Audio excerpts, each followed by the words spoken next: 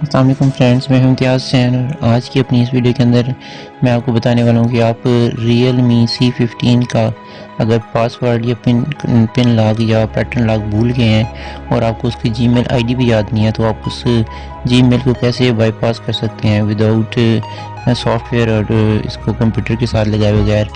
तो सबसे पहले आपने इसको रीसेट कर लेना है और रीसेट करने के बाद आपने इसको ऑन कर लेना है सेट को, और सिंपल इसको जो है आपने सेटअप कर लेना है जिस तरह लैंग्वेज और रीजन सेटिंग आप करके आप इसको वाईफाई कनेक्ट कर लेंगे।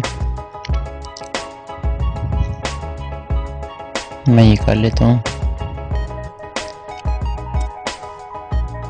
अगली स्क्रीन आपकी टर्म्स एंड कंडीशन वाली आएगी। हमने इसी के ऊपर वापस आके अपना रीसेट का अमल करना है। अभी हम आगे जाके वाईफाई कनेक्ट कर लेते हैं। यहाँ पे मैं वाईफाई कनेक्ट कर लूँ।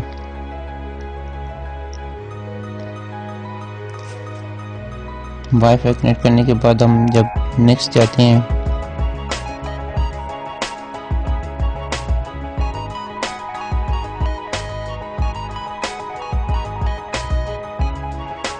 जब हम नेक्स्ट स्क्रीन के ऊपर जाते हैं तो यहाँ पे हमसे ये सेट का पासवर्ड मांगता है जो कि हमें याद नहीं है। अगर पिन जगह पे आपका पैटर्न लगाया होगा तो पैटर्न मांगेगा, यहाँ पे अपने ऊपर पासवर्ड लगाया या पिन लगाया है तो आपको सेट वो मांगेगा। अगर आपके पास ये नहीं है आप इसको कैंसिल करेंगे तो यहाँ पे सेटअप से पुराना जीमेल मांगता है कि आप अपना पुराना जो जीमेल इसके ऊपर लगा हुआ था वो यहाँ पे इसके ऊपर लगाएं।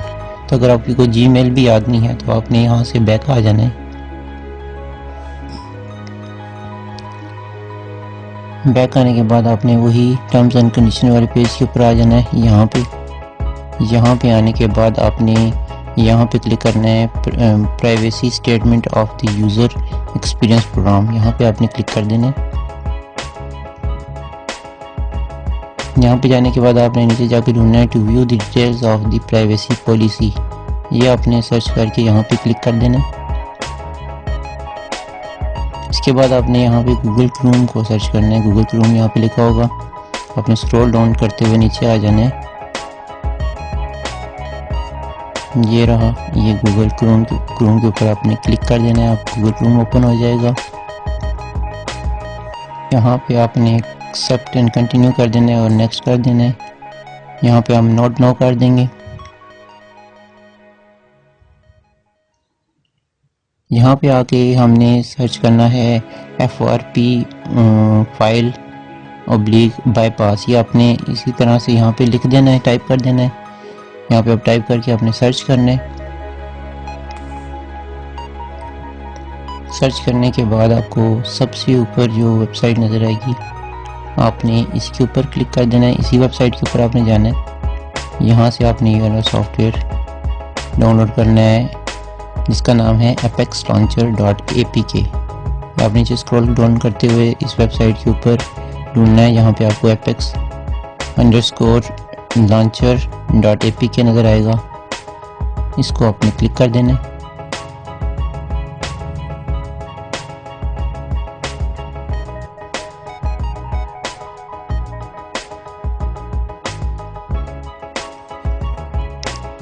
यहाँ से आपने ओके पे क्लिक कर देना है।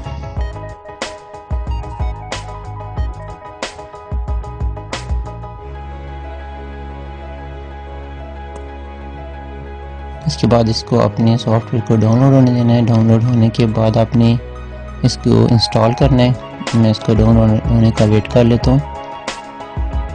ये देखिए डाउनलोड हो गया है। अब मैं इसको इंस्टॉल करता हूँ। इंस्टॉलेशन के वक्त ये आपसे एक दफ़ा यहाँ पे अलाउ करवाएगा कि आप गूगल से प्रोग्राम को आपको इंस्टॉल करना चाहते हैं, तो यहाँ से आपको एक दफ़ा अलाउ करना पड़ेगा।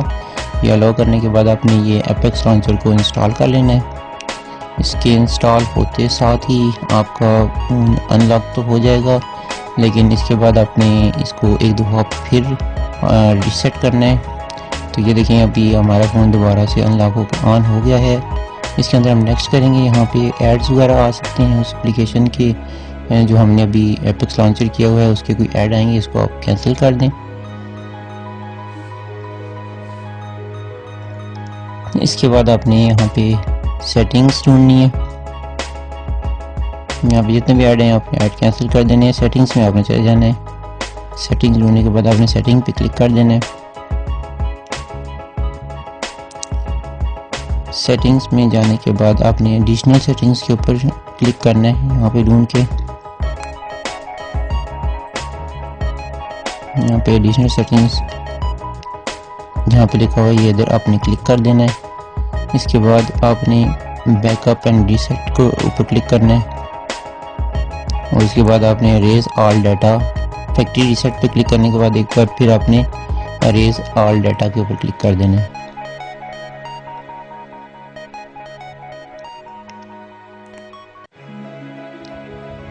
इसके बाद ओके कर देना है आपने।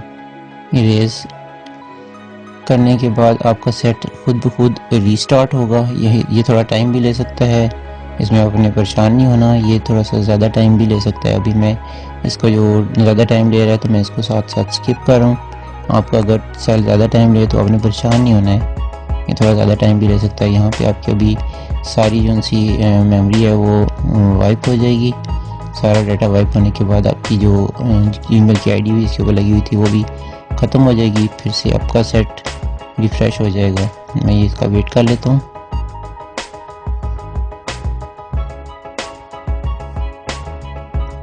ये देखें, उसके बाद सारा डाटा रिमूव होने के बाद मेरा सेट एक दफ़ा फिर रीस्टार्ट हो चुका है।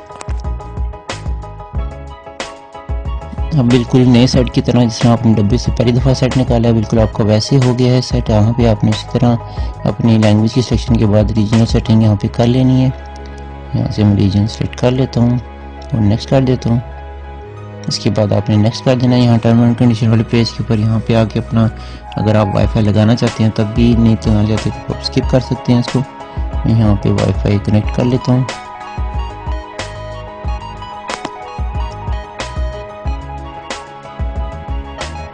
इसके बाद मैं इसको नेक्स्ट कर दूंगा।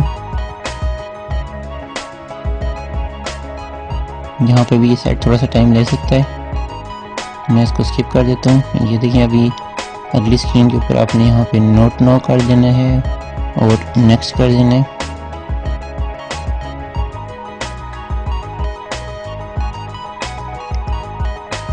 ये देखिए अभी हमसे इसने जीमेल पुरानी वाली नहीं मांग रहा, वेरीफाई वाला वो ख़त्म हो गया। अब यहाँ पे हम स्किप कर देंगे तो ये सेट हमारा ऑन हो जाएगा। यहाँ पे हम स्किप कर देते हैं इसको। यहाँ पे हम एक्सेप्ट कर लेंगे टर्म्स एंड कंडीशंस को। ये देखिए हमारा ये सेट दोबारा से बिल्कुल रेडी हो रहा है जिस तरह हम पहली दफ़ा इसको यूज़ कर रहे हैं।